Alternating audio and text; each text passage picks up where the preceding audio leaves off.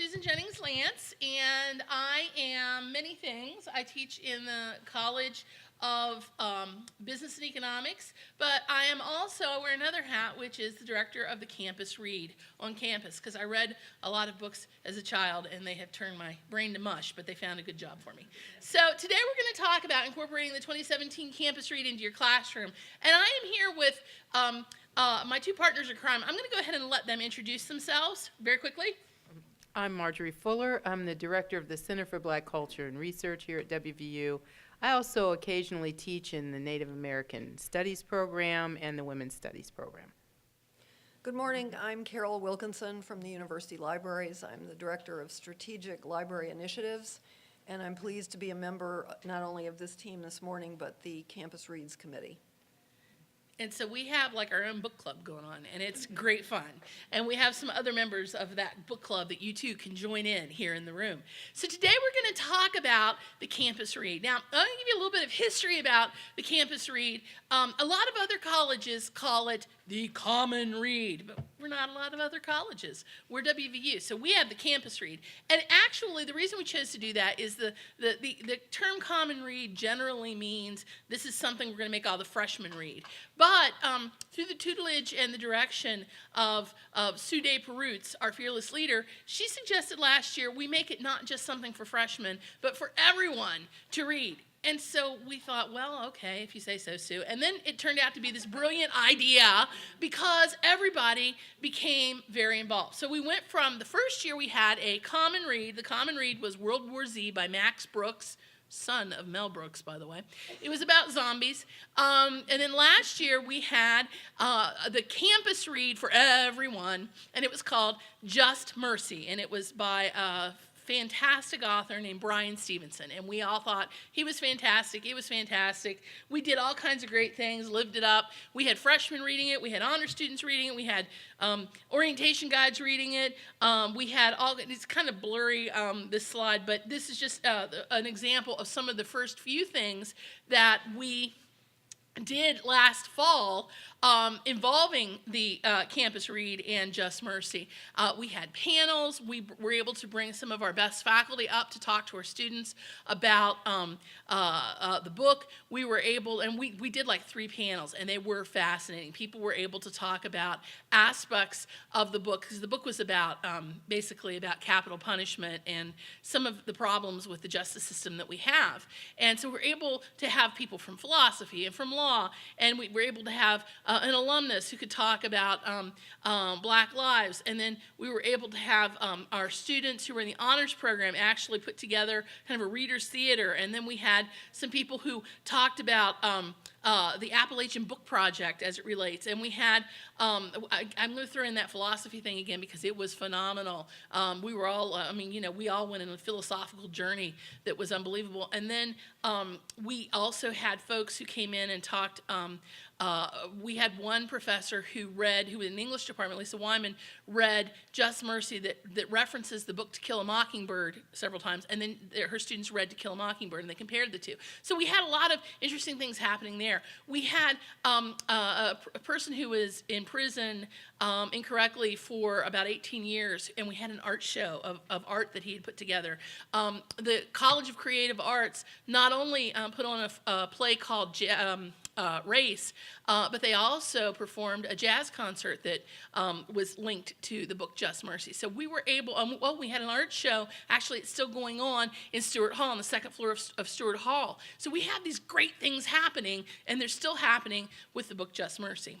But the year has come to an end, so we're moving on. So how, we said, can we top Just Mercy, which was a great book, and everybody was fascinated by it. How can we make this work? And along came these 3 women who are fascinating people, who are groundbreaking Americans, two of whom it turns out lived in Morgantown at some point during their lives.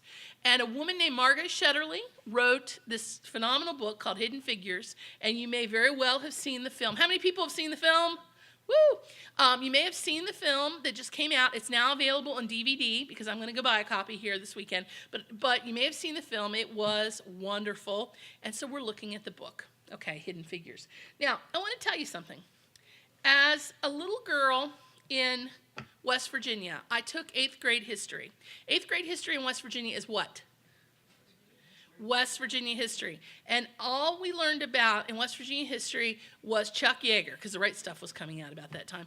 And we learned that Chuck Yeager broke the sound barrier. And I would go home and say, Chuck Yeager broke the sound barrier. And my dad would say he was drunk the night before he broke the sound barrier. And the whole thing was very seedy. Nobody told me when I was a little girl in West Virginia that, yes, he may have broken the sound barrier, but when the person who sat down and calculated and verified that he did indeed break the sound barrier was a woman of color who grew up in White Sulphur Springs and spent time in Morgantown at West Virginia University. Nobody told me that. Since this film came out, I have gone back home to Preston County 2 different times, and I have run into 2 different people that I grew up with, women, and they have said to me what it would have meant to me as a 13-year-old girl to have known about that woman growing up in West Virginia. And then I shake my fist at my West Virginia history teacher who didn't tell us about Katherine Johnson. So we're going to learn this year a lot about Katherine Johnson. And we're going to learn a lot about Mary Jackson, who wasn't from West Virginia, but we're still happy about her. And we're going to learn a lot about Dorothy Vaughan. But you know what? I'm not the expert on these things. I'm just kind of the person that gets it all moving. But I want to introduce you to some experts who are going to tell us about these people and give us the lowdown on these women who are American heroes. So, first of all, we're going to learn about Katherine Johnson, and to do that, we have the coolest librarian that ever lived, Carroll Wilkinson. Carroll, take it away. Susan has no idea what her hyperbole is, does she? But thank you very much. I was going to call this Katherine Johnson's West Virginia Connections, and I think I still can because Susan has set this up so well. As you know now, and you may have known before, Katherine Johnson is one of the 3 black women featured in the book and the movie Hidden Figures that we are going to read together this year in the Campus Reads program. She and many other African American women worked for many years at first NACA, which was the predecessor to NASA in Virginia, powering some of the country's greatest achievements in space. For the most part, however, their stories were completely invisible until Shetterly's book unfolded the story for us. Now, my interest in Katherine Johnson began in 2015 when I was at a committee meeting, and Susan Lantz told me about Katherine Johnson just winning the West Virginia, I believe it was called the West Virginian of the Year Award from the Charleston Gazette. That's because I was screwing around on my phone and reading the Charleston Gazette instead of doing whatever I was supposed to be doing in the committee meeting. She showed me her screen, and I looked at the news and noticed the name, and I thought, I don't know who that is. I've never heard that name before. Trying to get her to play Words with Friends with me, but she wouldn't do it. That part I don't remember at all. Also, that very same month that I was learning about her, she was given the Presidential Medal of Freedom by President Barack Obama. This piqued my interest, believe me. I thought, my goodness, we really need to learn more. And furthermore, I was directing the library's exploration of 125 years of women at WVU during that time, and we were collecting information about all women for a timeline, and I really wanted to know more, so Katherine Johnson captivated me. And when we were working on an exhibit for the celebration of 125 years to contribute to the university's celebration, I discovered that Katherine had been a graduate student at WVU, and I couldn't really believe this. She was here in 1940, and her story is a very complicated one and fascinating at the same time. But I was asking myself questions like, did she actually integrate the university in 1940? What made this happen? What were her experiences like in Morgantown when she was here? What courses did she take? At that time, I asked myself, has the university ever recognized her achievements? And I was curious about what grades she got in her classes. So I want to share the findings that I came up with for the exhibit last year and then our talk today. The photograph that you see behind me is a photograph of the young Katherine Johnson. I'm just speculating that perhaps she looked like this when she came to Morgantown in 1940. Her timeline is that she was born in White Sulphur Springs in 1918, and she went to school as far as she could, which was the 8th grade in White Sulphur Springs. The schools ended for people of color at that time. Her parents were very dedicated to education, and they knew that there was a high school that would take African-American students in institute that was associated with West Virginia State College. So they moved so the children could all go to school in high school. And Katherine, being a gifted child, graduated at the age of 13 from high school. She graduated with degrees in math and French from West Virginia State College in 1937 at the ripe old age of 18. And then skip ahead to 1940. She came here for summer school and took 3 courses. I have her transcript if anyone is interested. I can't show it up here because of FERPA regulations, but it's very cool, if I do say so. We'll show it to you if you have a need to know. And I have to say great thanks to the staff of the West Virginia Regional History Collection for providing this for me. Here are the courses that she took: History of Mathematics, Nuclear Physics, and the Radiation Spectrum. 2 of these courses were in physics and 1 was in math. Now, the history behind this, I'm going to leave it to Katherine to tell her own story, because we have a 10-section oral history tape in the Visionary Project at the Library of Congress, in which Katherine talks about all aspects of her life. But number 7 in this series at the Library of Congress is first Black graduate student. And I'll be sharing that in just a moment. The timeline goes on to mention the Presidential Medal of Freedom in 2017 and her West Virginian of the Year Award. And then last year, I want to say, she, as many of you know, was given an honorary doctorate by WVU. So before we go to the video, which we will have in just a few seconds, I want to set it up for you. And we're working with audio carefully because she speaks very softly, and you'll have to lean forward to really get all of her words, I think. Her 3 graduate courses, you know now, but she doesn't tell you in this which ones, so that's why I did.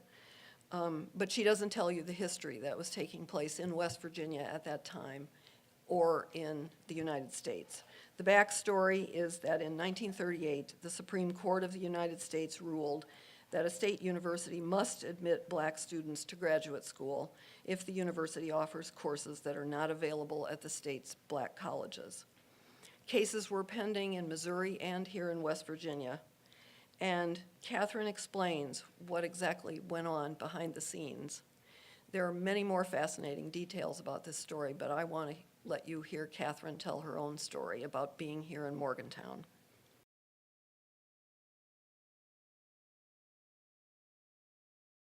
So your father, he wanted you to go to graduate school. He wanted me to be something greater than an elementary teacher. He just wasn't ready for his youngest child to get married. Because I was, what was I then, 20, 21. So how did you adjust to being married? Well, I got pregnant right away. That's how you did that. And I finished my year in Morgantown. And in Morgantown in school one day, and the president of the college and Mr. Evans drove over to the school, and they said, West Virginia University has agreed to desegregate without trouble. If we send them 3 good students, and you are going to West Virginia U this summer. Just like that. Just like that. Said, we're paying your so we got somebody to pay your tuition.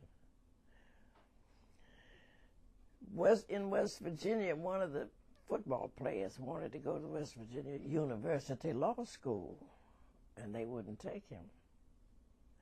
So he sued the university. So the president of the university said to our president, if you can get this young man to withdraw that suit, I assure you he can go to law school in September. He said, what I want you to do, he said, I'm going to get everything laid out, is you pick 3 good students and send them to us this summer. How did you feel about it? Well, I was thrilled. It suited me just fine. But you had a new marriage? I and was married, yeah. You know, different responsibilities? We had not had time to live together because school was just over. Matter of fact, school wasn't over. And we weren't telling anybody we were married, you know. You don't do things this way. So anyway... Wait.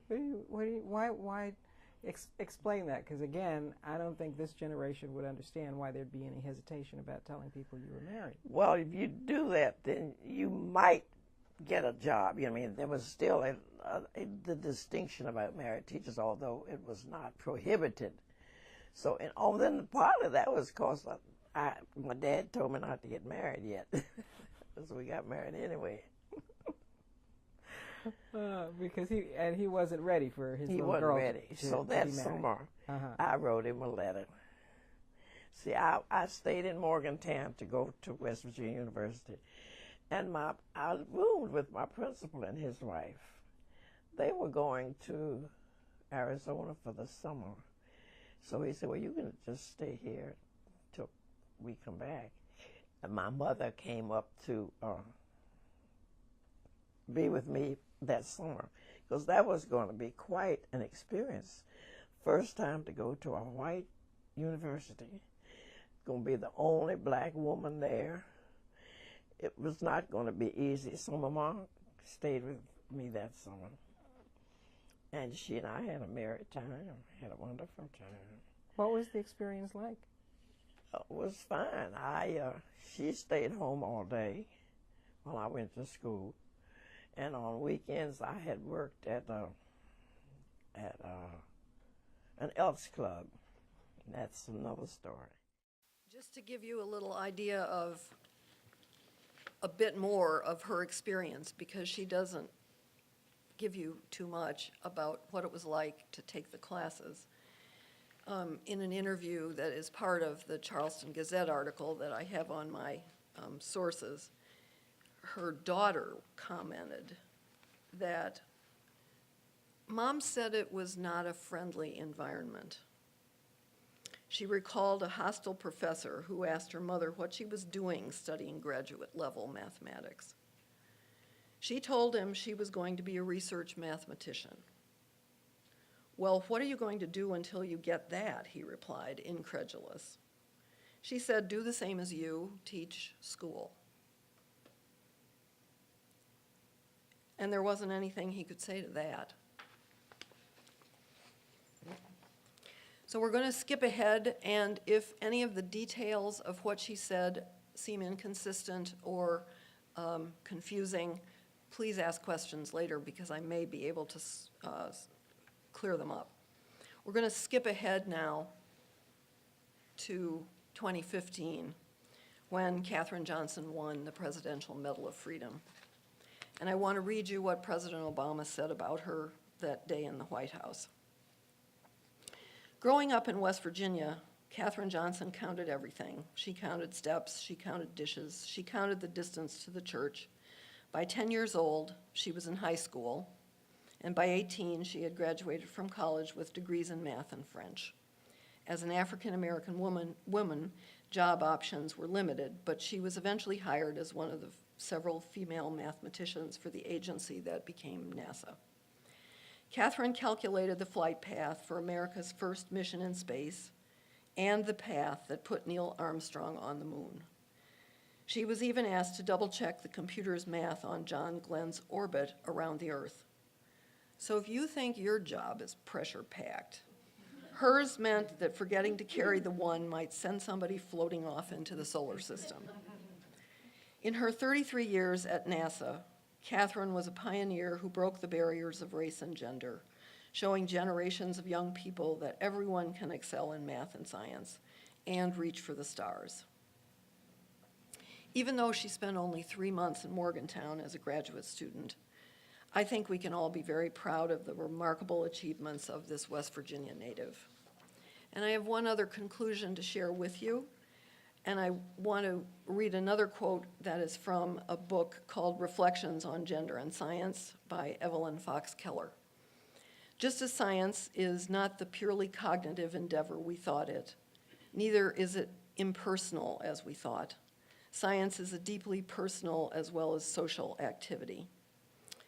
Catherine and her many African-American colleagues, first at NACA and then at the National Aeronautics and Space Administration, NASA, demonstrated that in spite of the terrible obstacles of racism and sexism, scientific discovery is not gendered. Collaboration, teamwork, and mutual respect for different strengths and expertise win the day. Margot Shetterly's book is going to offer so many who are teaching at WVU opportunities to bring these experiences and achievements alive. And we will be able to continue correcting the record forever about their wonderful work. So I want to thank you for your attention and say that I have a sign-up sheet if anyone would like me to send you my part of the presentation. I do have my sources on it, and if you would like to get to the audio and video of the full series of tapes, you can do that. So I'm just going to send a sheet around, and you can sign up. Carol, I think Tracy Beckley would be happy to send that out to everybody who's registered for Celebrate. So, Oh, okay. yeah, Should I just give it to her then? yeah. Okay, perfect. Thank you so much. And that way, even the people who weren't here at the session will be able to get that too. Perfect.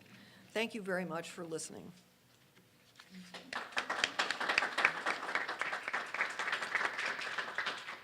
This is why I love working at a university. I mean, how cool is, yesterday we had coffee to get all this together, and we started talking about Katherine Johnson, and I was just like, dude, they're paying me to do this for a living. It's the coolest job ever. Okay, so now we're moving on to another woman from Morgantown, thank you very much. And to tell us a little bit about it, we have Marjorie Fuller, who, oh, I'm sorry, there are the sources that you can get. Okay. We have Marjorie Fuller. Do you want to start with the video or? I'll say a couple things and then we'll go to the video. Okay.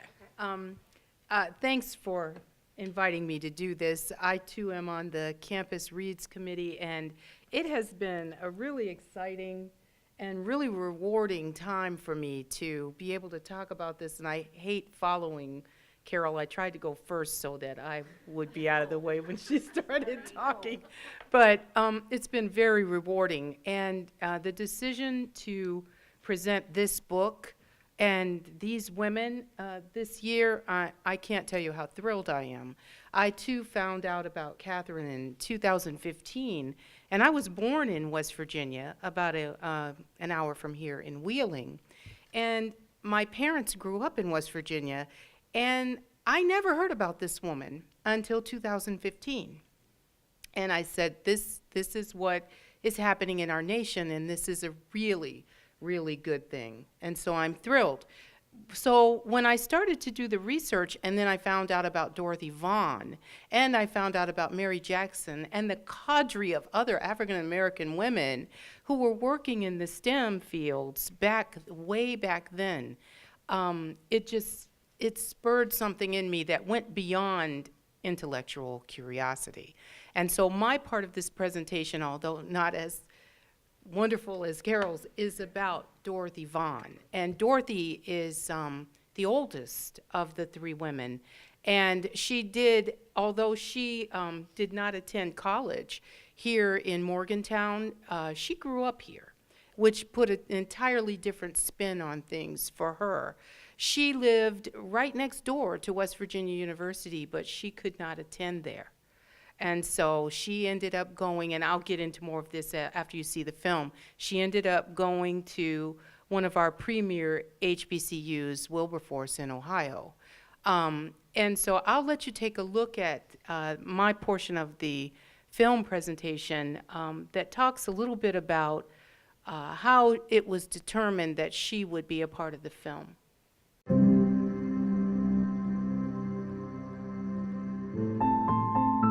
Dorothy Vaughan started in 1943. This was the first year of the West Computing Pool, the segregated pool for black women. I am Octavia Spencer, and I play Dorothy Vaughan in Hidden Figures. We use calculators now to do the simplest math equations.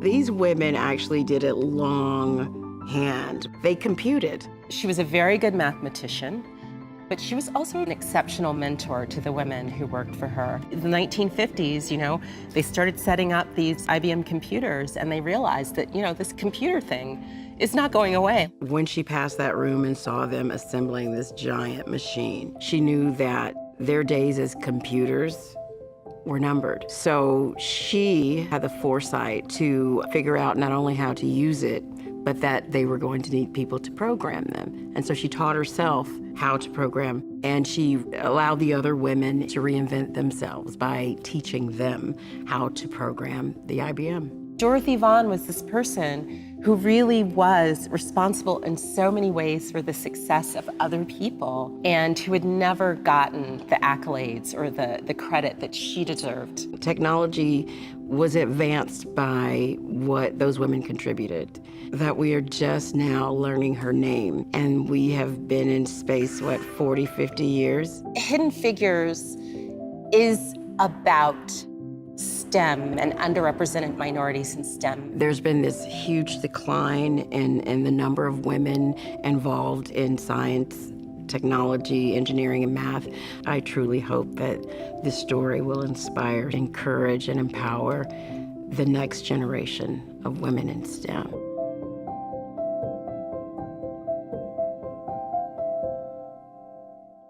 And a very apropos description of who Dorothy Vaughan was. But I'm going to talk a little bit this morning about how she was here in Morgantown.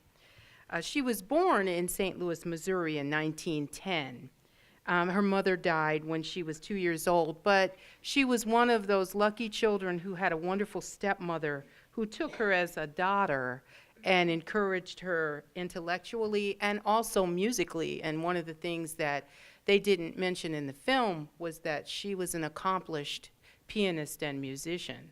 And so when her mom died and she ended up under the tutelage of her stepmother, they began to realize that she was intellectually gifted.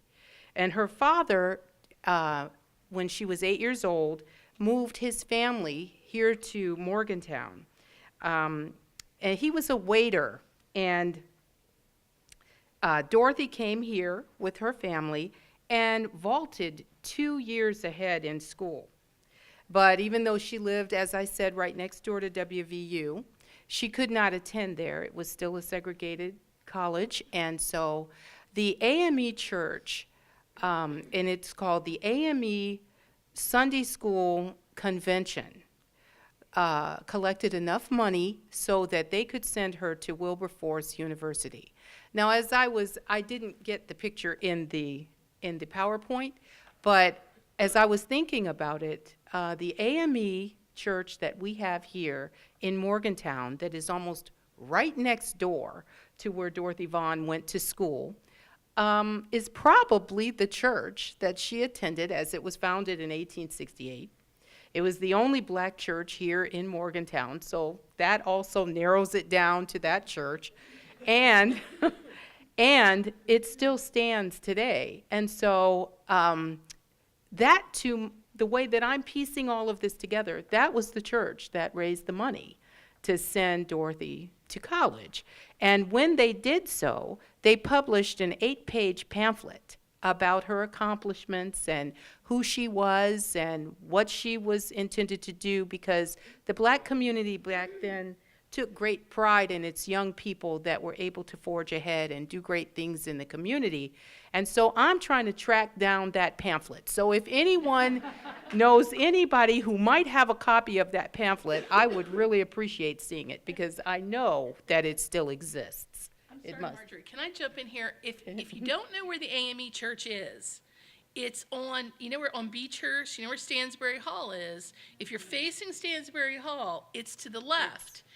And then, can I show them what's on this picture? Sure, if you got it. Yeah. Okay, well, okay. So will you tell them? for that one, but Okay, I'm sorry, never mind. That's Pretend okay. it's not up there. Okay. But you have seen the AME Church like a million times. It if has you've a been in red Morgantown. roof. Yeah. It has a red roof. It's right across the street from Island Hall Yeah. as you go up Beechurst If Avenue. you're facing Stansbury. Right. So I'm trying to track down that, and Carroll can probably help me because she's a fantastic archivist. And that pamphlet, I think, would be a wonderful piece for our collection here at WVU. So she received a full tuition scholarship through the church. And I think that she went on to Wilberforce and graduated. This I have to track down a little bit more too, but I think she graduated from Wilberforce early. And so she was encouraged to go on and get her master's degree from Howard University in DC, which is another premier HBCU, who turned out most of the African-American doctors, lawyers, architects, professional people of that era. And so she went on to Howard, graduated, and in 1949, she became the first black supervisor at NACA, which eventually became NASA. And she was promoted to manager of the West Area Computers. And when I hear the word computers, I automatically think the big machines, but the people who actually computed the figures that sent the people into space. She became a supervisor there. And if you've seen the movie, you know what a challenge that was and what an accomplishment that was. One other extraordinary thing about Dorothy was her vision and her foresight, and that was kind of chronicled in the short clip that we saw. She did see ahead to the day when there would no longer be human computers. And she trained herself in Fortran. And the piece in the movie that I liked was when she went to the library to get the book on Fortran language, and they would not let her have it because she was supposed to go to the black library. They would forward the book to the black library when the book was available, and at that point she would be able to check it out there. And she decided that her taxes had paid for the book.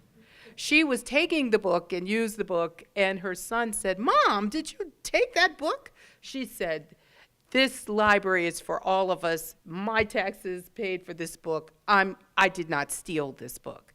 Now, the truth of the matter is she did steal the book. But this is where, when we talk about just mercy and justice, we have to look at that and say, well, I'm glad she stole the book because she really, forwarded the progress of, her own progress and the progress of the other black computers that she was working with. I found out also that she just died in 2008.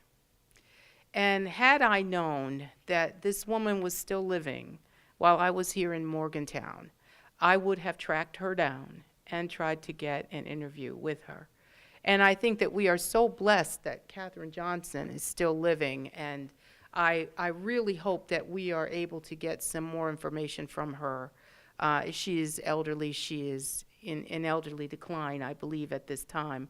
But if we could get some more information from her about West Virginia, I think what a wonderful addition to our collection, our personal collection here at the university.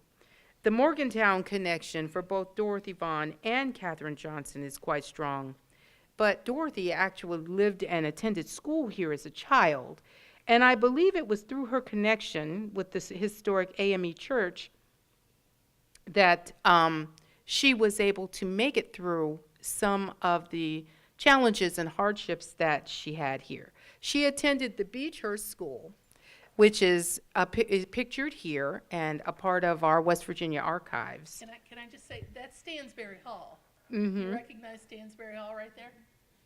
And according to our representative, Charlene Marshall, our former representative, it was torn down in the 1950s. And what a terrible tragedy that is, I think. But from the looks of it, it may have needed to be torn down. But I believe it would have been an amazing historical site. At first, I couldn't figure out where it was located, but I did see Stansbury right next to it. But I also was confused because it was called Beechhurst High. Well, then I found out that it was actually a school that was consolidated, which meant all of the grades were in that same school. Now, all of the black children for a while that were in Morgantown went to that school. That seems almost ridiculous and cruel. However, as we go to the next film, well, this is just a map, and you can obtain this online. And these stars give you an indication of where all of the institutions in West Virginia, around West Virginia University, were located. And that one there, the red star, was the Beechhurst Elementary School. It's up here. And so as a consolidated school, go to the next slide, please. This is all the children that went there. This is the juniors at Beechhurst School, and then go to the next one. And those are the elementary school kids. And so they probably worked on a schedule, and this is just one graduating class of Beechhurst High. And so there weren't a lot of black people here in Morgantown during that period. Surprise, surprise. There still aren't a lot of black people here in Morgantown, but certainly a lot more than there were during that period.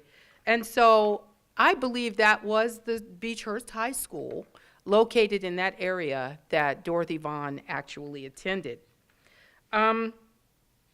Also, we know that her father, Leonard, moved here to work for an African-American entrepreneur. He was a restaurateur, he had a hotel, and he was incredibly successful. And his name was John W. Hunt. And Mr. Hunt hired people from all over the country that he felt were the best to come here and work for his organization. Because he was what do you call it, a magnate, I guess, during that period of time. And so these are some of the businesses that he owned. And this is a retreat, Indian Rocks Retreat, for African Americans back in the day. And he was a part owner, according to what I could find out of that. And that was an amazing accomplishment back then. And so when Mr. Mr. Johnson came here, he came to work in a real position. He brought his family here for prosperity. He found prosperity in Morgantown, and he was able to educate his children here. So, when we think about black life, sometimes we have a tendency to feel that it's all just poverty, but there is another spectrum to black life that needs to be studied from the past. There's so much information on these women, their work, and the times they lived in that it would be impossible to cover it all here. But if there is anything that needs to be said about all of them, it is that theirs is a story of success amid incomprehensible odds. Vision in the midst of a dark, dark time in this country for black people, and pride in themselves and where and from they came. It must be remembered that although this is a wonderful story of accomplishment, however, it is also a story about something else. It is a story about race in America.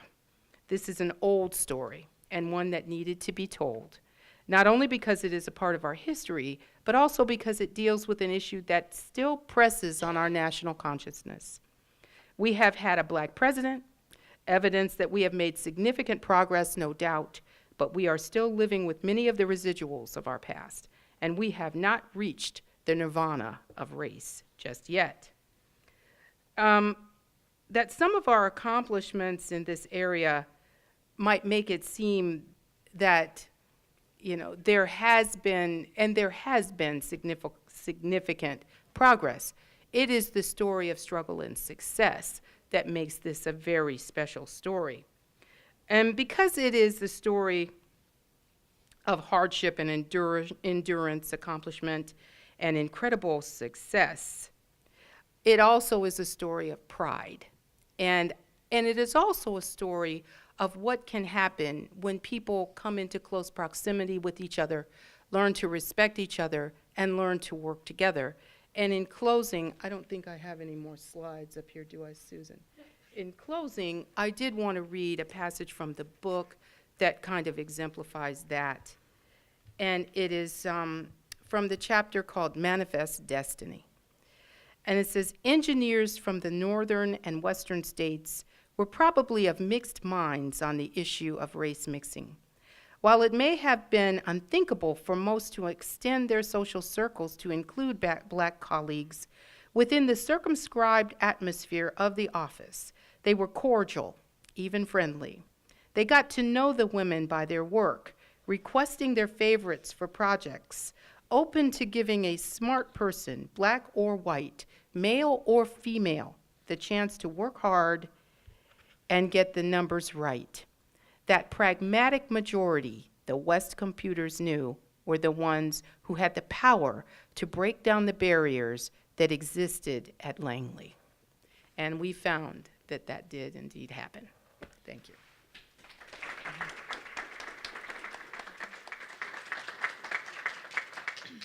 Okay, so as you can see, we've got a lot of good stuff coming up. So one thing I would just want to throw in there too, based on what you said, one of the things that I have found the most fascinating about this book is the discussion of this middle class, that these women were occupying, the space that they were occupying that I had never really thought through. Mary Jackson, the third woman who's featured in the book and in the film, but is not from West Virginia, so she's getting short shrift with us. But Mary Jackson's father had been to college. You know, in 1900, I don't even think most of the members of my family had been to elementary school. So, I mean, you know, that kind of shows that there was this bubble of a black middle class happening in that area. And there's a lot of discussion about how at Langley at that time, there were people who were of color who were custodians and who cleaned, and there weren't any other people who were black who were working there who were professionals, other than these women who were computers, because they needed people to sit there and add, you know, and I'm not just add, I'm giving math short shrift, but they needed people to do that. So the book is just a fascinating story on a lot of different levels. And so here's where we're headed, okay? So far, we are planning to send some folks down to the Older Members Conference at the 4-H camp in Jackson's Mills this summer. We did that last summer. It's a great group. And because they're run by Extension, that is part of West Virginia University. In July, we're going to be doing a presentation similar to this with the Osher Lifelong Learning Committee, the people who are retired mostly in this area. A lot of retired faculty and staff come, and they really enjoy participating in the campus read. In fact, last year they kept calling and saying, hey, our book club wants to do this. Do you have any more books? I mean, you know, they were all over it. And then on August 19th, there's going to be a few days after August 19th, there's going to be a solar eclipse.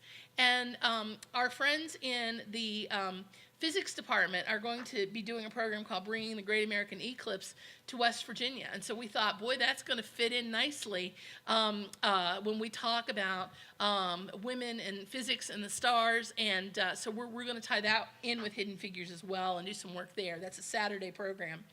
In August, when the freshmen come, the freshmen are all going to be told to read this book during orientation. Right, Joe? You going to tell them? You going to get them there? So Joe's going to tell them that they all have to read the book. And then during Welcome Week, they will be discussing the book with their academic departments.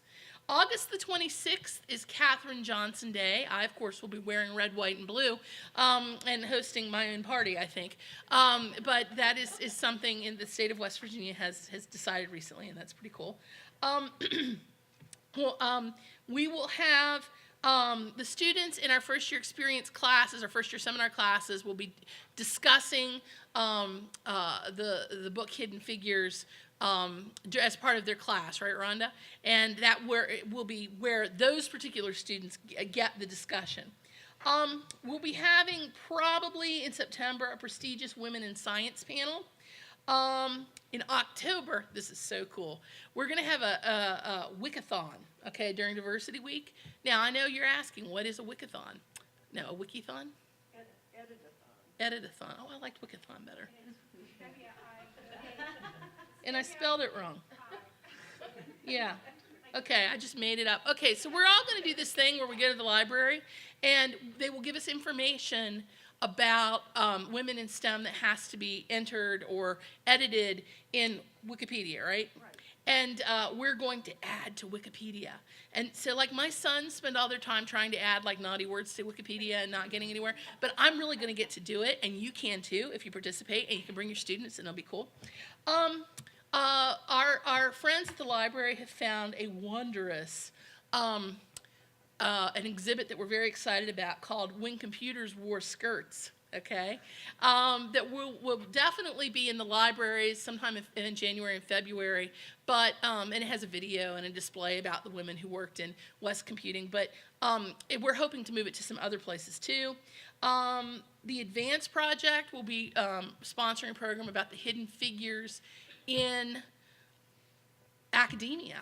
The people, just like 2 years ago, the first women at West Virginia University who were in the College of Engineering were promoted to full professor, just 2 years ago. And the first woman to be promoted to full professor in math just happened like 5 or 6 years ago at West Virginia University. So this is really, there are still a lot of hidden figures out there that we haven't talked about. So we're going to have a panel about that. And so we have other things planned. We have a lot of things that we're talking about. We're pulling it together. But here's where we need some help, and here's why I'm hoping you're here and you can join in the fun. First of all, can you use this in your classes? I mean, there are themes, and you don't have to read the whole book and study the whole book. You can take excerpts from the book and talk about them. I started typing all the themes I could think of, and then like the font got smaller and smaller and smaller. But aerospace engineering, there are whole big passages about wing things and wings and math that I don't understand. Black history, obviously, women's history, history of labor in the United States post-World War II, history of secondary, post-secondary, and graduate education in the United States, wage disparity between genders and ethnicities, local history, West Virginia history, the politics of power, okay, politics of leadership, the power of occupational endurance, employment law during the Depression, institutional economic disparity. I mean, all those things are referenced in this book, and that's just the tip of the iceberg. There's so many things that can be referenced in your classes. So how can you use this in your class? Not necessarily as a major text, although we're into that too, but how can you use it with the students you work with to help draw that connection between this great book, this lovely movie, these wonderful women, and what you're studying in your classroom, okay? And so, in order to help make that happen, we will be awarding 5 $1,000 professional development grants, okay, to people. They're going to be available to faculty and staff in Morgantown and the regional campuses who put together a well-defined plan on how students will demonstrate learning. Oh, I put I instead of in. Okay, there we go. In such a way as to produce some sort of artifact related to the book or themes from the book. So basically, if you have a class or you have a group of students you're working with, and you're not teaching first year seminar, it's like everybody in first year seminar is like, I'm all over it. But if you can think of a way to use this and at the conclusion of the class have a group of research papers or produce a video or produce an art exhibit or produce a panel of speakers or produce interpretive dance. I'm not really joking when I say that either. Or can produce something of an artifact that shows us more about these women and illuminates what they've done. It can be very creative. It doesn't have to just be totally research data-based. If you can do that, we'll give you $1,000 so that you can use it as extra travel money. You can, I don't know, you can buy an iPad with it, one of the big expensive ones. You can, do all kinds of great things with that $1,000. And I know that with budgets being the way that they are, this is extra incentive to get you to work with the students on this, all right? So that's one way that you can be involved, or you can just reference it in class, whatever works for you. Now, we haven't released the information about this yet.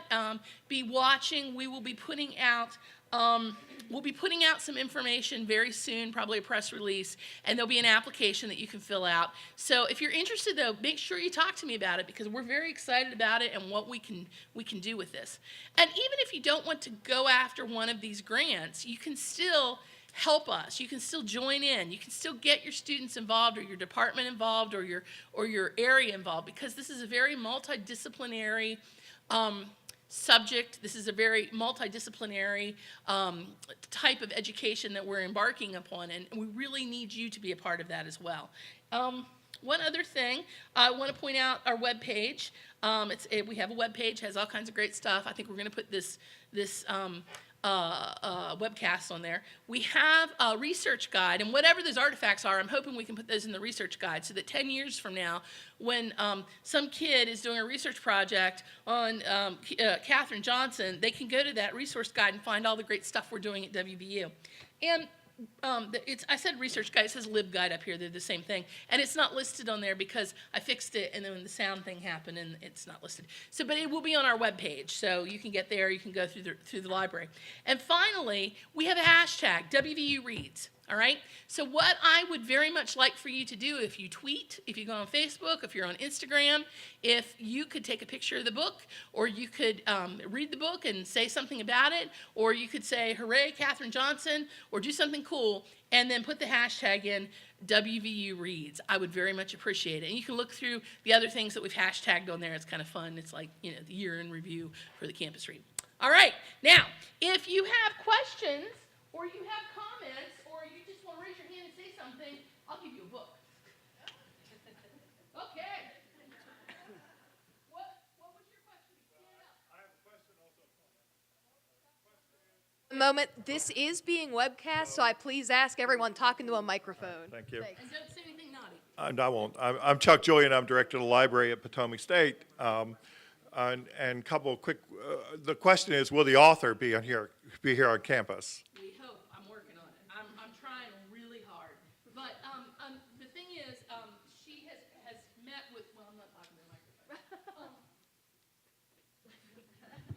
She has met with great success, and it has become, I think, in many ways, very taxing on her time. So we're trying really hard to get her here.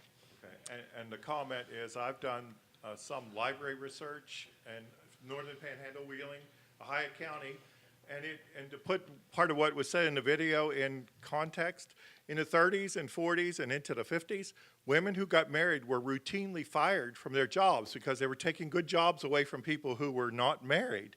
And so that was a strategy, whether you're white, black, or whatever. So people often did not disclose that they were married, and when it was found out later, they lost their jobs. It was also illegal to be pregnant and teach, and when my mother taught in 1969, she was very pregnant with me, and it was very illegal to do so, yet it all worked out. But yeah, you're right. My godparents were married secretly so that she could keep her job. I think everybody wanted the benefits of marriage there, but also wanted the paycheck, and I don't blame them. So, all right, other questions?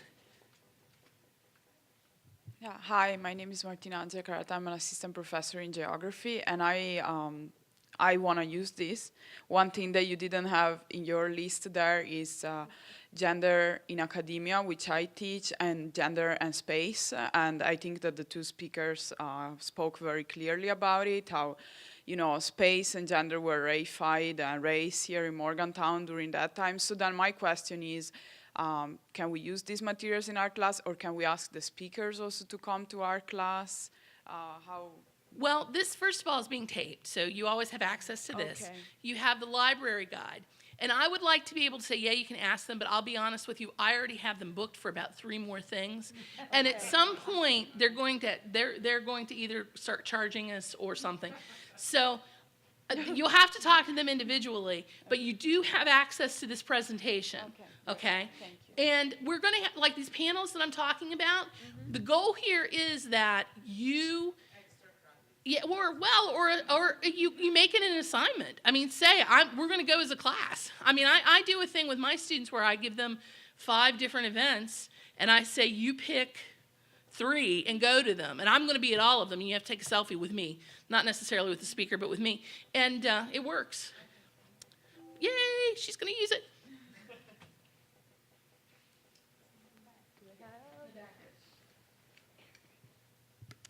This is a similar question. I'm in the College of Physical Activity and Sports Sciences, and one of the things that we don't have that I think we do need is a women in sport class.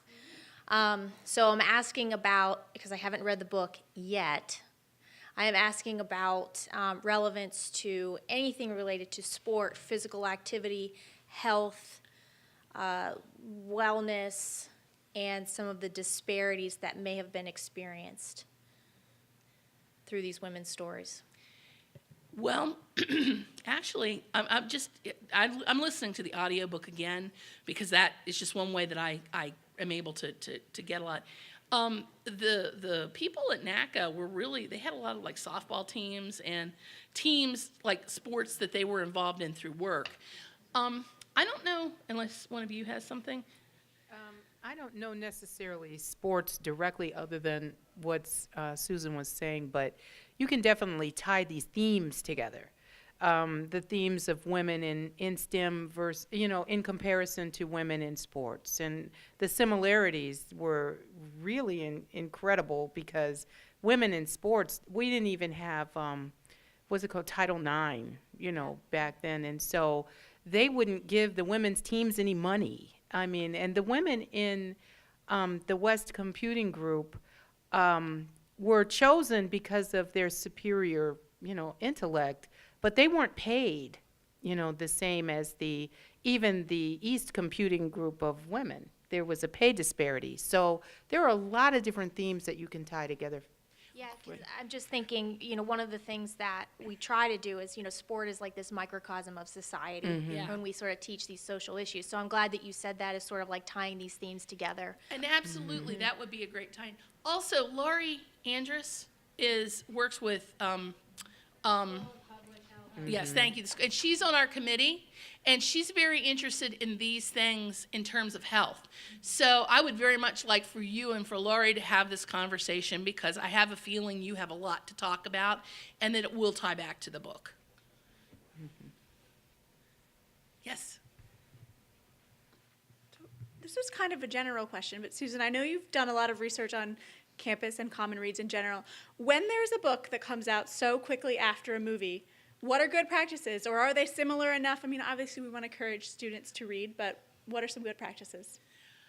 Well, it's complex, because I will tell you, this book is the movie was based on a draft of this book, okay?